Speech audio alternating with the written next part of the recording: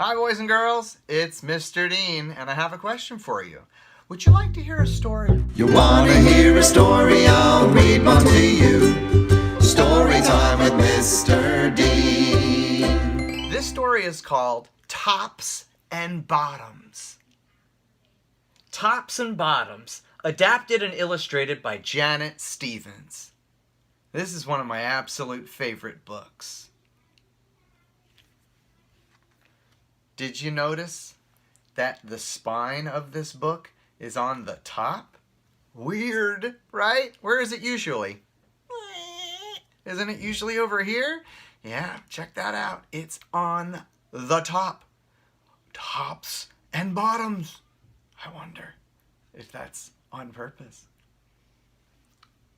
But take a look at the cover, jacket cover. Some characters there before I open it up. Okay. Look at that. That art. Those are vegetables. I wonder what vegetables you like to eat. And is it pictured here? Let's see. Oh, title page. How cool. I just noticed that the break in the page is like right where the soil would be, so we get to see what's on top and what's on bottom. Tops and bottoms. It just keeps coming back. Okay.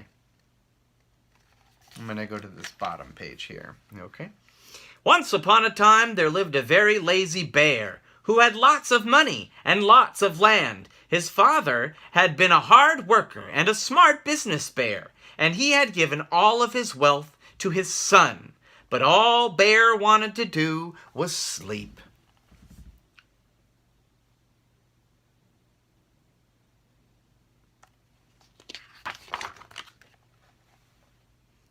Not far down the road lived a hare. Although Hare was clever, he sometimes got into trouble. He had once owned land too, but now he had nothing. He had lost a risky bet with a tortoise and had sold all of his land to Bear to pay off the debt. A tortoise and a hare? Sounds familiar. Hare and his family were in very bad shape. "The children are so hungry, Father Hare." "We must think of something," Mrs. Hare cried one day. So Hare and Mrs. Hare put their heads together and cooked up a plan.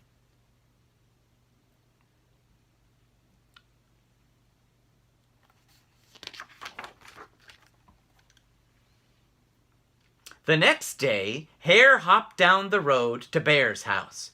Bear, of course, was asleep. "Hello, Bear, wake up! It's your neighbor, Hare, and I have an idea." Bear opened up one eye and grunted.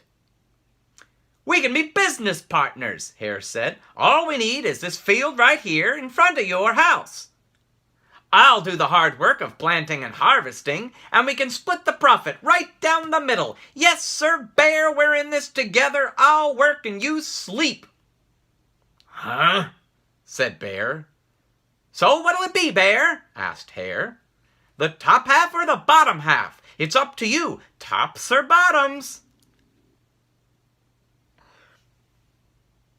Let's see," Bear said with a yawn. "I'll take the top half, Hare." "Right. Tops." Hare smiled. It's a done deal, Bear. My arm is getting tired, in case you were wondering. This top half, and there's a bottom half. Fine. Like that. So Bear went back to sleep, and Hare and his family went to work. Hare planted, Mrs. Hare watered, and everyone weeded. Yeah, and I see Bear fast asleep. And here's all the work happening.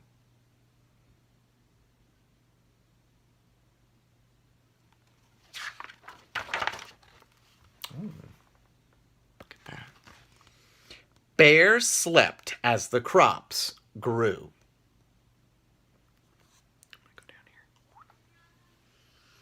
When it was time for the harvest, Hare called out, "Wake up, Bear! You get the tops and I get the bottoms!" I wonder how Bear is going to react to that. You think? What? Hare and his family dug up the carrots, the radishes, and the beets. Hare plucked off all the tops, tossed them into a pile for Bear, and put the bottoms aside. For himself. I like that word. Aside. Like off to the side. He made a pile for him and a pile for Bear. Which pile do you think is more appealing? Which one would you rather have? The tops or the bottoms here?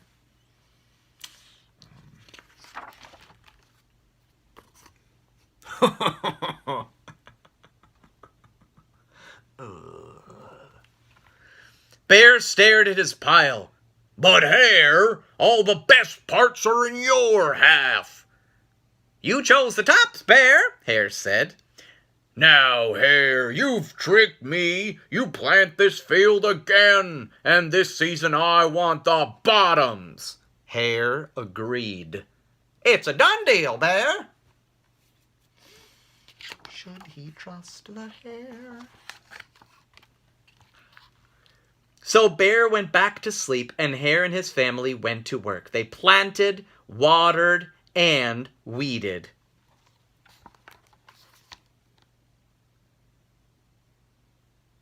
Bear slept. It doesn't say that, but the illustration shows me that.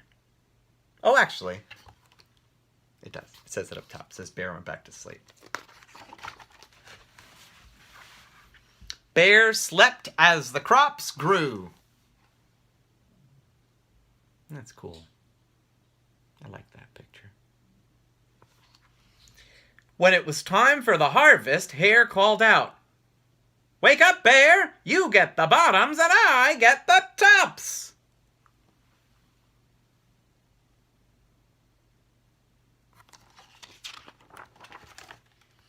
Hare and his family gathered up the lettuce, the broccoli, and the celery, and Hare pulled off the bottoms for Bear and put the tops in his own pile. There's all the sorting into piles. And there's Bear getting his pile. He's noticing. He's got that one eye open. Bear looked at his pile and scowled. "Hare, you cheated me again." "But Bear," Hare said, "you wanted the bottoms this time." Bear growled. "You plant this field again, Hare. You tricked me twice. You owe me one season of both tops and bottoms." "You're right, poor old Bear," sighed Hare. "It's only fair that you get both tops and bottoms this time. It's a done deal, Bear." There he is, scowling and growling and demanding the tops and the bottoms. How? Ooh, what do you think's gonna happen? What vegetable? He gets the tops and the bottoms, so does Hare get anything? Would he do that? Does that seem like Hare to you? Like what you know about Hare so far? Is that a trait of his? Is he the kind of Hare that would give everything? I don't know, so far. So Bear went back to sleep, and Hare and his family went to work. They planted, watered, and weeded, then watered and weeded some more. It's a lot of work. It's not really doing anything. If you do none of the work, should you reap the benefits? I don't know. Bear slept as the crops grew. And when it was time for the harvest, Hare called out, "Wake up, Bear! This time you get the tops and the bottoms!" No way. He followed through. He did what he said. Or did he? There in front of Bear's house lay a high field of Corn.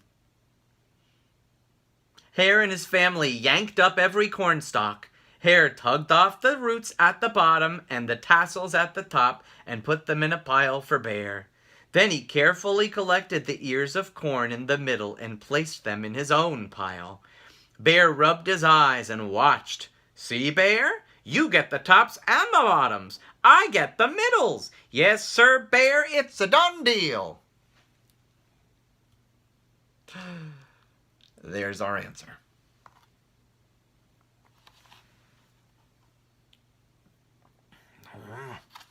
What? He's